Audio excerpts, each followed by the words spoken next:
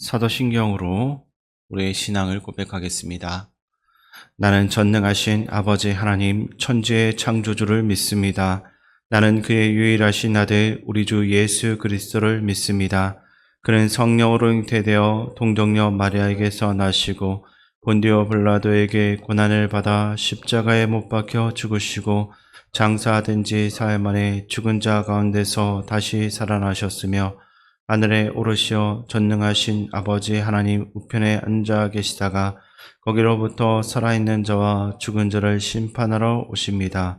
나는 성령을 믿으며 거룩한 공교회와 성도의 교제와 죄를 용서받는 것과 몸의 부활과 영생을 믿습니다. 아멘. 하나님께서 오늘 우리에게 주시는 말씀은 사무엘하 6장입니다. 구약 성경 472쪽입니다. 사무엘하 6장을 교독하겠습니다. 다윗이 이스라엘에서 뽑은 무리 3만 명을 다시 모으고 다윗이 일어나 자기와 함께 있는 모든 사람과 더불어 바알레 유다로 가서 거기서 하나님의 궤를 메어 오려 하니 그 궤는 그룹들 사이에 자정하신 만군의 여호와의 이름으로 불리는 것이라.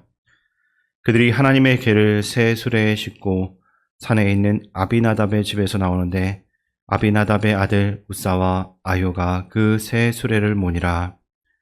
그들이 산에 있는 아비나답의 집에서 하나님의 궤를 싣고 나올 때 아요는 궤 앞에서 가고 다윗과 이스라엘 온 족속은 잣나무로 만든 여러 가지 악기와 수금과 비파와 소고와 양금과 제금으로 여호와 앞에서 연주하더라. 그들이 나곤의 타작마당에 이르러서는 소들이 띠므로 우사가 손을 들어 하나님의 궤를 붙들었더니 여호와 하나님이 우사가 잘못함으로 말미암아 진노하사 그를 그곳에서 치시니 그가 거기 하나님의 궤 곁에서 죽으니라. 여호와께서 우사를 치심으로 다윗이 분하여 그곳을 베레스 우사라 부르니 그 이름이 오늘까지 이르니라.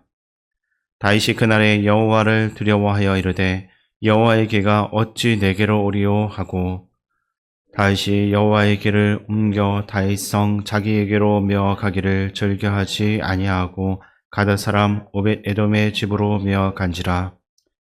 여호와의 궤가 가드 사람 오벳 에돔의 집에 석 달을 있었는데 여호와께서 오벳 에돔과 그의 온 집에 복을 주시니라. 어떤 사람이 다윗에게 아뢰어 이르되 여호와께서 하나님의 궤로 말미암아 오벳 에돔의 집과 그의 모든 소유에 복을 주셨다 한지라. 다윗이 가서 하나님의 궤를 기쁨으로 메고 오벳 에돔의 집에서 다윗성으로 올라가세.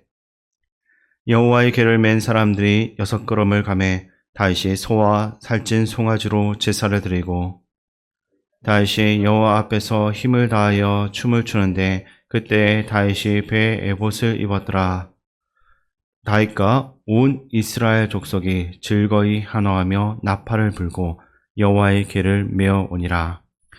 여호와의 궤가 다윗성으로 들어올 때 사울의 딸 미갈이 창으로 내다보다가 다윗 왕이 여호와 앞에서 뛰놀며 춤추는 것을 보고 심중에 그를 업신여기니라. 여호와의 궤를 메고 들어가서 다윗이 그것을 위하여 친 장막 가운데 그 준비한 자리에 그것을 두매 다윗이 번제와 화목제를 여호와 앞에 드리니라.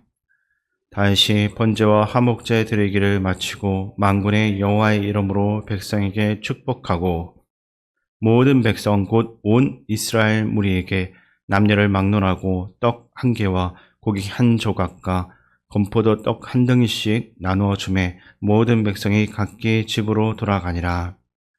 다윗이 자기의 가족에게 축복하러 돌아오매 사울의 딸 미갈이 나와서 다윗을 맞으며 이르되 이스라엘 왕이 오늘 어떻게 영화로우신지 방탕한 자가 염치 없이 자기의 몸을 드러내는 것처럼 오늘 그의 신복의 계집종의 눈 앞에서 몸을 드러내셨도다 하니 다윗이 미갈에게 이르되 이는 여호와 앞에서 한 것이니라. 그가 내 아버지와 그의 온 집을 버리시고 나를 택하사 나를 여호와의 백성 이스라엘의 주권자로 삼으셨으니 내가 여호와 앞에서 뛰놀리라. 내가 이보다 더 낮아져서 스스로 천하게 보일지라도 내가 말한 바 계집종에게는 내가 높임을 받으리라 한지라. 그러므로 사울의 딸 미갈이 죽는 날까지 그에게 자식이 없으니라. 아멘. 오늘 본문은 다윗이 하나님의 궤를 예루살렘으로 옮기는 과정에서 일어난 일을 다루고 있는데, 먼저 본문 1절과 2절 말씀을 제가 다시 한 번 더 읽어 드리겠습니다. 다윗이 이스라엘에서 뽑은 무리 3만 명을 다시 모으고 다윗이 일어나 자기와 함께 있는 모든 사람과 더불어 바알레 유다로 가서 거기서 하나님의 궤를 메어 오려 하니 그 궤는 그룹들 사이에 자정하신 만군의 여호와의 이름으로 불리는 것이라. 아멘. 여기 보면 바알레 유다라고 나와 있습니다. 이것은 유다의 바알라라는 이름으로 기럇 여아림의 가나안식 이름이었습니다. 왕위에 오른 뒤 나라가 어느 정도 안정이 되자 다윗은 하나님의 언약궤를 이 바알레 유다 곧 기럇 여아림에서 예루살렘으로 옮기려고 했습니다. 이 언약궤는 엘리 제사장 때 블레셋 군사들에게 빼앗겼다가 되찾아와서 아비나답의 집에 20년 넘게 방치되어 있었습니다. 다윗은 그 궤를 기억해내면서 다시 예루살렘으로 모셔오려고 한 것입니다.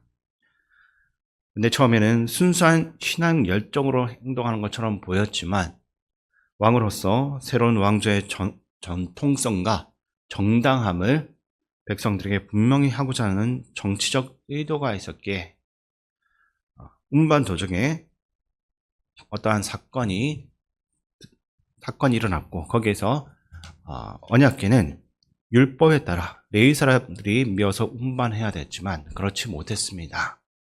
다윗은 소들이 끄는 새로운 수레에 실어가지고 운반하다가 우사가 손을 뻗어 궤를 붙들자 하나님께서 그를 치심으로 죽음을 당하게 됩니다. 이에 대한 다윗의 반응이 본문 8절에 기록되어져 있는데 제가 그 말씀을 읽어드리겠습니다. 여호와께서 우사를 치심으로 다윗이 분하여 그것을 베레스 우사라 부르니 그 이름이 오늘까지 이르니라. 아멘. 자신이 주관을 한 큰 행사에 예상하지 못했던 사고가 나자 다윗은 분노했습니다. 그 분노는 단순하게 자신이 주관했던 일이 망가졌기 때문만이 아닙니다. 하나님을 위한 일을 내가 하고 있는데 왜 하나님께서 도와주시기는커녕 오히려 방해하고 있는 건가 하는 인간적인 원망이 담겨 있는 것입니다. 문제는 다윗이 잊어버린 또 간과한 사실에 있습니다. 그는 하나님의 일을 한다고 했지만 정작 하나님이 어떻게 생각하고 있는지 그것을 전혀 묻지 않았습니다. 하나님께서 함께 하신다라는 인식이 다윗의 시야에서 사라졌던 것입니다. 언약궤를 매는 것은 율법에 따라 레위인의 역할이라는 것은 기본 중에 기본이었지만 다윗은 자신의 방식대로 밀어붙였습니다. 그 순간 다윗의 마음속에는 하나님이라는 존재가 없었던 것입니다. 믿음은 하나님이 언제나 우리의 시야 안에 계신다라는 것을 인식을 하면서 그분의 음성에 응답하는 것임을 기억해야 합니다. 하지만 오늘 본문 속의 다윗은 그 하나님을 영적 시야 속에서 놓쳐버렸습니다. 그 결과 하나님의 말씀을 무시하고 자신의 방식대로 궤를 옮기려고 했고 그럴 땐 열심과 가시욕이 하나님의 뜻보다 앞서게 된 것입니다. 참된 믿음은 늘 우리의 시야 안에 계신 그 하나님을 존중하고 그분의 말씀에 철저하게 순종하는 것입니다. 하나님의 말씀에 대한 순종은 지금 내 눈앞에 계신 하나님을 향한 우리의 인식과 존중의 표시라고 할 수 있습니다. 반면에 하나님의 말씀에 대한 불순종은 내 시야에서 하나님을 철저히 외면하거나 등을 돌리고 있음을 보여주는 것입니다. 잘못된 방법으로 하나님의 일을 추진하던 다윗은 이 우사의 죽음을 통해서 비로소 하나님의 앞에 내가 서 있다라는 사실을 깨닫게 됩니다. 그리고 하나님을 두려워하게 되는데 그러면서 결국 언약궤를 예루살렘으로 바로 옮기지 않고 가드 사람 오벳 에돔의 집으로 보내게 됩니다. 본문 9절과 10절 말씀을 제가 다시 읽어드리겠습니다. 다시 그날에 여호와를 두려워하여 이르되 여호와의 궤가 어찌 내게로 오리요 하고 다시 여호와의 궤를 옮겨 다윗성 자기에게로 메어가기를 즐겨하지 아니하고 가드 사람 오벳 에돔의 집으로 메어간지라. 아멘.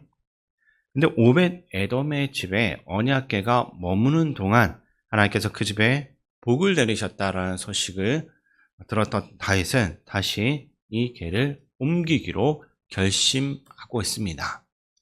이번에는 조금 다른 모습이 보여지고 있는데 14절을 보면 이제 다윗은 왕으로서의 체면은 다 내려놓고 온 몸과 또 마음을 다해서 하나님 앞에서 춤을 추며 기뻐하고 있습니다. 그러면서 더 이상 자신의 건의와 채통을 가시하려고 하지 않습니다. 오직 하나님의 임재 앞에 서 있다라는 그 사실 하나만으로서 자신이 가지고 있는 기쁨을 표현하고 있는 것입니다. 첫 번째 시도 때는 다윗의 가시 욕구가 담겨 있었겠지만 두 번째로 이 궤를 옮길 때는 다윗이 하나님을 유일한 왕으로서 다시 인정하고 그분의 주권 앞에서 겸손히 순종하며 기쁨으로 하나님을 찬양하는 순수한 예배자의 모습으로 회복되었음을 보여주는 것입니다. 믿음은 하나님을 내 앞에 모시고 그분을 유일한 왕으로서 인식하며 사는 것입니다. 그래서 자연스럽게 찬양이 그 가운데 흘러나오는데 시편에 보면 찬양하라라는 말씀이 57번이나 나오는 것은 결코 우연이 아닙니다. 하나님을 인식하며 살아가는 사람들은 그 삶으로서 이렇게 찬양하게 되어 있기 때문입니다. 그런데 이 모습을 좀 못마땅하게 여기는 사람이 있습니다. 바로 다윗의 아내 미갈입니다. 본문 16절을 보면 미갈은 다윗이 춤을 추고 찬양하는 모습을 보면서 마음속으로 그를 멸시했습니다. 그리고 본문 20절을 보게 되면 그 이유를 나타내는데 미갈은 다윗을 향해서 방탕한 자가 염치 없이 자기의 몸을 드러내는 것처럼 오늘 그의 신복의 계집종의 눈앞에서 몸을 드러내셨다라고 합니다. 그러니까 미갈은 다윗이 보여주고 있는 그 모습을 왕으로서 어떠한 채통도 없이 했던 정신 나간 행동으로 취급했던 것입니다. 그러나 다윗은 이것에 대해 단호하게 답을 하는데 본문 21절과 22절 말씀을 함께 읽겠습니다. 다윗이 미갈에게 이르되 이는 여호와 앞에서 한 것이니라. 그가 내 아버지와 그의 온 집을 버리시고 나를 택하사 나를 여호와의 백성 이스라엘의 주권자로 삼으셨으니 내가 여호와 앞에서 뛰놀리라. 내가 이보다 더 낮아져서 스스로 천하게 보일지라도 내가 말한 바 계집종에게는 내가 높임을 받으리라 한지라. 아멘. 다윗은 분명하게 말합니다. 내가 그렇게 한 것은 하나님 앞에서 한 거다. 이 사람에게 중요한 것은 사람의 시선과 평가가 아니라 하나님이었습니다. 하나님을 내 앞에 모시고 그분 앞에서 겸손히 춤추며 찬양할 수 있다라고 한다면 더 낮아지고 더 비천해진다 할지라도 괜찮다는 것입니다. 반면 미갈의 그 시야에는 하나님이 없었습니다. 이 사람이 관심을 둔 것은 백성들의 시선과 체면뿐이었습니다. 하나님이 어떻게 생각하는지, 남편이 어떠한 마음으로 사람들 앞에서 이렇게 춤을 추었는지 이거는 관심 밖이었습니다. 그 결과 하나님을 찬양하는 다윗의 행위를 비웃고 무시하는 죄를 범하고 말았습니다. 성경은 미갈이 죽는 날까지 자식을 낳지 못했다라고 기록합니다. 이것은 하나님을 경시한 자의 마지막이 어떠한지를 보여주는 무거운 교훈이라 할 수 있습니다. 우리는 사람들 앞에서 그 시선을 의식하며 살아가는 존재가 아닙니다. 언제나 우리와 함께 하시는 하나님을 우리의 시야에 두고 그분만을 의식하고 인식하며 살아가는 참 그리스도인입니다. 우리의 중심에는 오직 하나님이 계셔야만 하는 것입니다. 오늘도 우리의 시야 안에 계신 하나님을 깊이 인식하며 온 마음을 다해서 그분을 높이 찬양하고 그분의 말씀에 순종하며 살아가는 우리 모두가 될 수 있기를 주님의 이름으로 축원드립니다. 사랑과 은혜로 우리와 늘 함께 하시는 하나님 아버지, 오늘도 다윗의 이야기를 통해 귀한 깨달음을 우리에게 주심을 감사드립니다. 내 뜻과 내 열심이 아니라 하나님의 뜻과 방법을 먼저 구하고 언제나 내 시야 안에 계신 하나님만을 바라볼 수 있게 도와주시옵소서. 나의 체면보다도 하나님을 높이고 내 뜻보다 주님의 말씀에 순종할 수 있게 하시고 우리의 삶으로서 온 힘을 다해서 하나님을 찬양하는 사람이 될 수 있게 도와주시옵소서. 우리와 늘 함께 하시는 예수님의 이름으로 기도드립니다. 아멘. 주기도문으로 예배를 마치겠습니다. 하늘에 계신 우리 아버지, 아버지의 이름을 거룩하게 하시며 아버지의 나라가 오게 하시며 아버지의 뜻이 하늘에서와 같이 땅에서도 이루어지게 하소서. 오늘 우리에게 일용할 양식을 주시고 우리가 우리에게 잘못한 사람을 용서하여 준 것 같이 우리 죄를 용서하여 주시고 우리를 시험에 빠지지 않게 하시고 악에서 구하소서. 나라와 권능과 영광이 영원히 아버지의 것입니다. 아멘.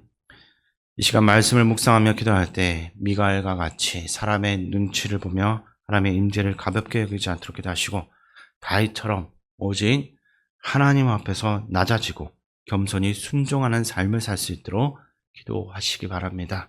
그리고 나라와 민족, 이 나라의 지도자를 위해서 기도하시고 교회의 어르신들과 한우들 위해서 군복무중인 청년들과 다음 세대 자녀들, 선생님들 위해 기도하시고 단기 선교와 전 세계 가운데 복음 전하는 선교사님들과 담임 목사님 위해서 우리 함께 마음 모아 기도하며 나아가겠습니다.